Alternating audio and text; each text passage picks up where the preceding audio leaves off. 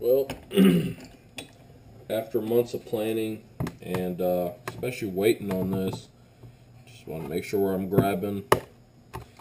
The part is definitely very hot. Whoa. Hit the bench and started smoking. Let's go ahead.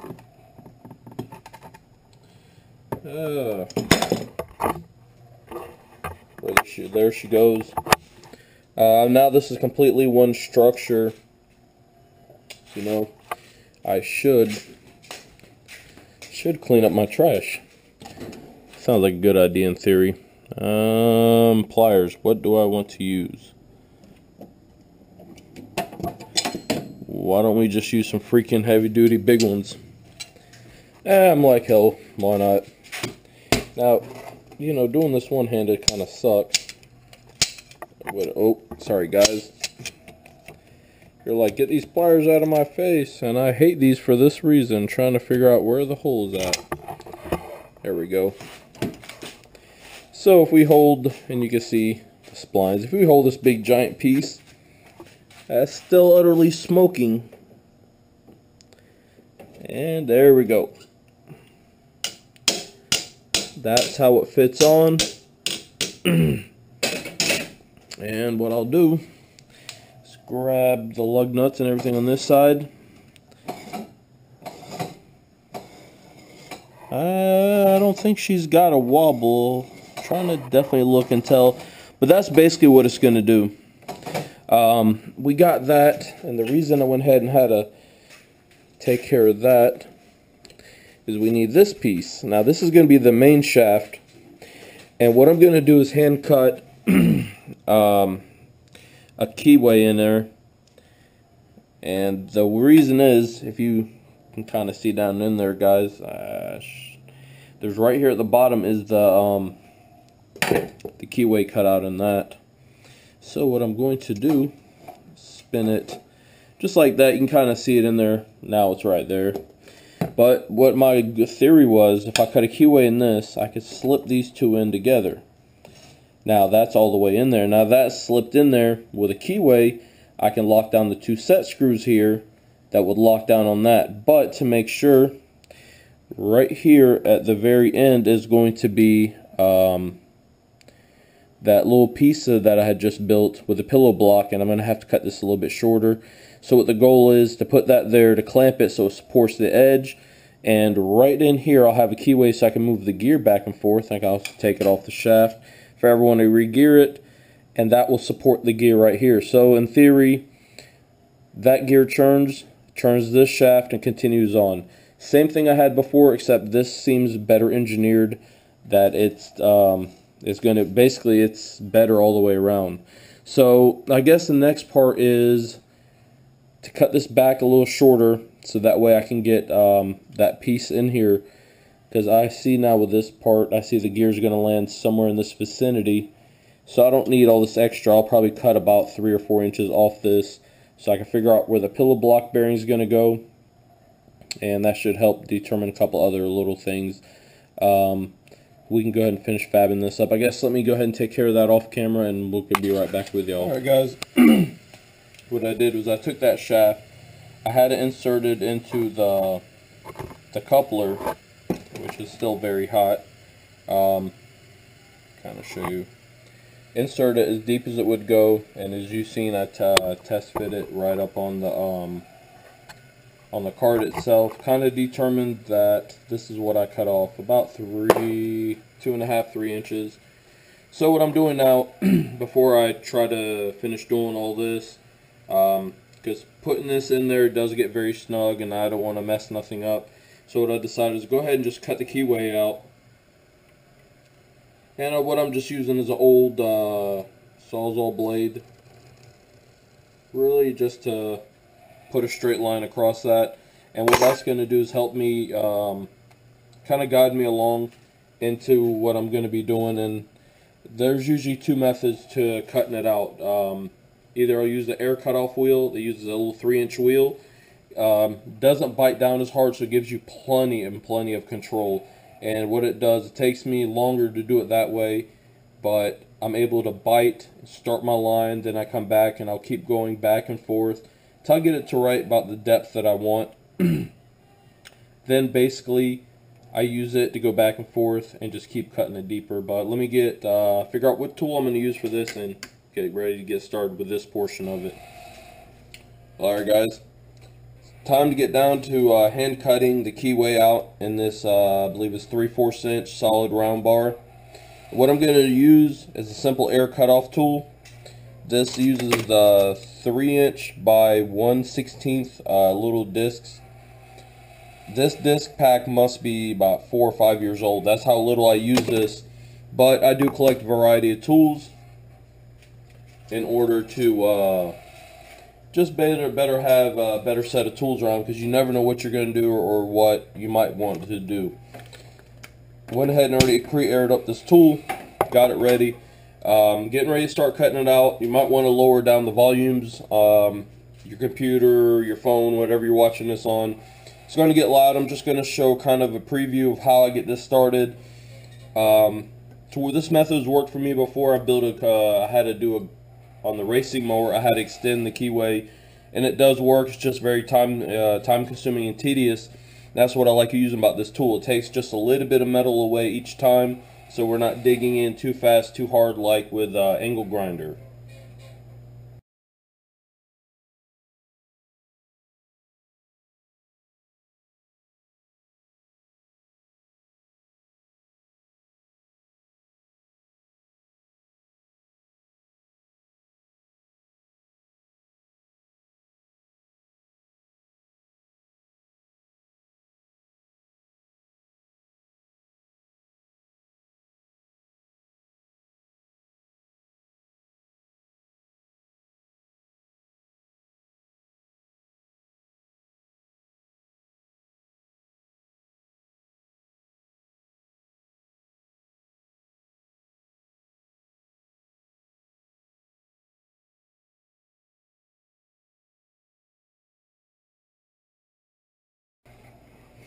Well, alright, here she goes. It's actually one ugly keyway that I cut in, but it's still snug and tight. You can see right here is where it protrudes. It comes through here, pokes out there. Probably tap it in just a hair more. What I did is go ahead and stick everything back on the shaft, and you can kind of see if I pull that chain straight, it will line right up with those teeth of the gear. So I'm pretty well happy with that. Everything looks like it's going to line up. So what I'm going to do now is I'm going to take my marker and trace the motor mount plate right onto the mounting for the actual motor. I'm going to trace it right onto this plate. Mark the holes front and back. I'm going to mark where the oil drain is on front and back. So that way I can go ahead and pull the motor. I can go ahead and drill the holes for mounting this motor. This as well. This is also keyed right here. I'm going to tap this in just a hair more. And I have set screws. There's 4 of them. There's 2 per one of these. So I really won't need, well, I mean, everything's such a snug, tight fit. I'll go ahead and tighten these down. But also what I did was I went ahead and grabbed the plate that you seen earlier. And that's exactly how it's going to mount. What I did was just basically bring it to here. Find exactly where it lands on there, so I know to drill the hole out a little bit bigger, so the shaft and the pillow block bearing will come right through. Then I can kind of also determine where to cut the rest of this off. So I guess that's going to be the next plan. Since everything is mounted here, mocked up, so I guess let me go ahead and get the pillow block bearing out. We'll go ahead and figure out the rest of this so we can go ahead and complete this part, get everything bolted up loosely, and go ahead and mock it up too as well. Alright, back on the bench. I have the piece, as you see. This is it's Country Line brand name. It's basically Tractor Supply stuff. It's a 4-bolt housing with a Zerk fitting, so I'm able to grease everything. So one more package I can throw in the trash. And I went ahead and picked up a 3/4 inch bore pre-lube bearing. So that will go right in that housing. So now that yeah, it looks like it comes, what do you call it? Alright, looks like I've got the little lock, so I can lock the shaft in place. Comes with it. So I guess the major thing is now to go ahead and insert this into here, line everything up, and what looks to be lined up, drill the hole, mark, I'll go ahead and mark all these, basically find the dead centers, which this marker is just about fat enough to be able to do that, and determine where the cutoff is going to be, and I'll just put a quick line, subscribe the truth teller, draw a straight line. This will be the excess piece. I'll throw this back in the pile, and I have the major piece that I need right here. So I guess what I'm going to go ahead and do this off camera. Get this installed, get some holes drilled, get this, find some bolts for this, get everything mocked up, and throw it back on the cart. Well, got everything in the process of being mocked up. Ended up buying a little bit longer bolts than I needed, but this shouldn't really make a difference here. Down here it's especially long. For some reason I thought I needed 2.5 inch. I wasn't exactly sure. I was buying the bolts at the local Home Depot. It was nearing a holiday, so I just wanted to grab something and go a little bit extra longer than what I needed. It isn't going to really hurt nothing else. I can come back. I'll probably put a little thread locker. I got a little lock washer in here. Tighten everything down once it's ready for full assembly, and I could just bring the air grinder or the cutoff wheel and just slice them off. So it's not that big of a deal. But if you notice right here in the background, I've got the chain. Went ahead and grabbed another piece of chain that I had lying around, pulled the key, not the keyway, the keeper, whatever, the link out of the other one, pulled it apart. Did the same with this. This chain actually came off the racing mower. It was the very long chain. I had probably 2 foot, give or take, coming. That was lopped off of this one. So I got that in there. I'm just checking for filament, make sure everything's lined up straight. Still kind of concerned about that belt. This is the same exact way that they told me to assemble the kit when I had it on the riding mower, but I know something's up with this. I don't personally like it, should I say. What I'm going to do is probably take, when I break this down, I'll take apart that front. I think that is the actual clutch. There's a spacer in between it and the motor. If I have to, I'll remove it and see how far it slides in. If this belt has a better straightness to it, I'm going to go more 90 degrees. But went ahead and assembled this without the camera being on. Just sometimes it's just easier to do it like that. Got everything so far mocked up, and this is basically going to be the general principle idea of mine. Is, you know, have the engine set inside the body.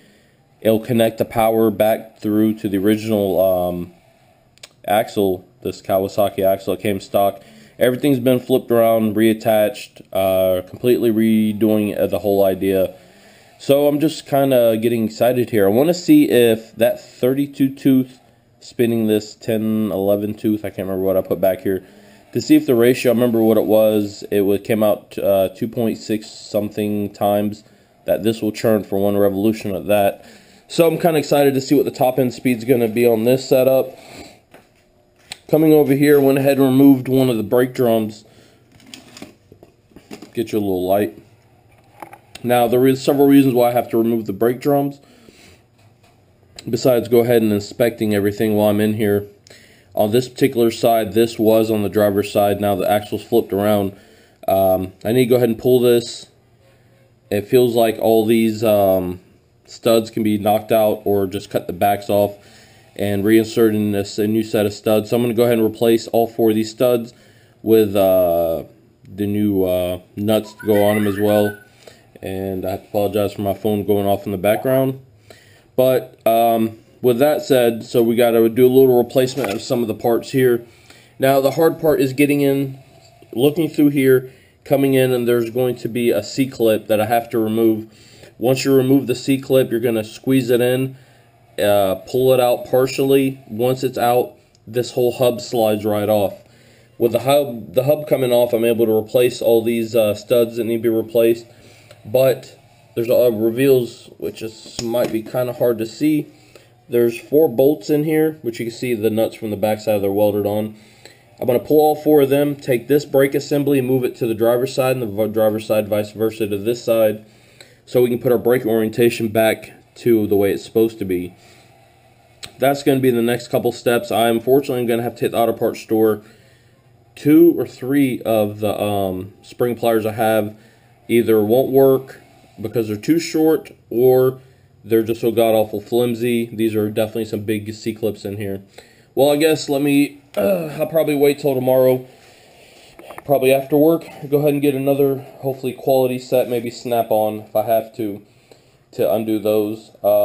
Still need to drill the holes, but I'll go ahead. Everything's marked up right now. So what I'm going to do is go ahead and work on the brakes, get everything flipped around. I'll take this out. We'll just check proper orientation, make sure it's 90 degrees from sprocket to sprocket. Once all that's done, probably I'm going to move up forward, clear this junk off, and work on redoing the throttle cable. I'm going to send it a different way so it doesn't interfere with the actual body going on. I'm also replacing it with a shorter throttle cable. And we're going to do something with that gas pedal. We're going to do something a little bit more, something not so boring. It's hard to see right now, but it's nothing more than a pipe that's welded to another pipe that rides on little bearings and underneath. That's the only thing I didn't get with this cart was the original throttle pedal, so I had made one. Just want to make it a little bit nicer, something that's easier to push. So I guess the work continues. To finish up this axle rear end, I am going to have to pull all this brake assembly out, the hubs on both sides, swap them around, fix this one side. Then it shouldn't be too much longer besides that pedal. Everything's getting broken down, painted, and set up for final assembly. If maybe nothing else, we could always throw the body on and take it for a quick run just to see what it's going to do. Maybe even some upgrades. I'm thinking a better air filter. They have a racing filter for this. They have a racing exhaust, but we're still in the works. Hey guys, just sitting here goofing around. Had a couple minutes just to goof around with this, so came back to it. And yesterday, as I was leaving the shop, I thought about it. I need to do an exhaust. And it's got to come out of there, come straight out, do a 90, and come back. And I was trying to figure out what I'm going to do for some kind of exhaust. I really do want to quiet it down. I don't want to make it sound like a lawnmower going up and down the road. Kind of came up with this. That Super Beetle I ended up buying, it's been several weeks ago now, which you may have already seen it by now. Yeah, you should have seen it by now. But anyway, getting back on subject, inside that hoard of parts that was in there was this muffler. This is an aftermarket muffler. It would go to the merged exhaust. You can come out to a stinger to make it real loud, or you could do this type of exhaust, which this is basically just quiets it down. And I was also looking at my other hoard of stuff I've had. Probably this has been in my shop at least 10 years. It's a little gasket that would just fit right there. So I kind of got thinking. Came back over to the bench. This plate is from that little bracket I made to hold the end of that shaft. Plenty of thick enough. Got thinking, so I took the gasket and threw it up here, traced it out. I was like, well, technically I have a homemade flange that's right here. This exhaust did work on this motor. The exhaust was on the tractor. The racing mower came straight up, had the actual muffler, but I didn't want to use that. That's more of a straight through design, kind of more of a resonator style muffler. I wanted something to actually try to quiet the exhaust end down, and whatever noise that's going to come actually out of the motor itself, and that's through the block, and all motors, these small motors are going to do it. So I can at least quiet down the back half by sending the exhaust gas through that, which should definitely quiet them up. And for here, I'll figure something out to help with the inside of the body to help kind of quiet that down. try to keep as much of the noise low so we can actually ride this in the neighborhood without having neighbors complain. So I guess what I'm going to do, just for shits and giggles, I'm going to get that exhaust up on the bench. Let's start taking some of that header wrap off of it and see what I can scavenge for piping and go from there.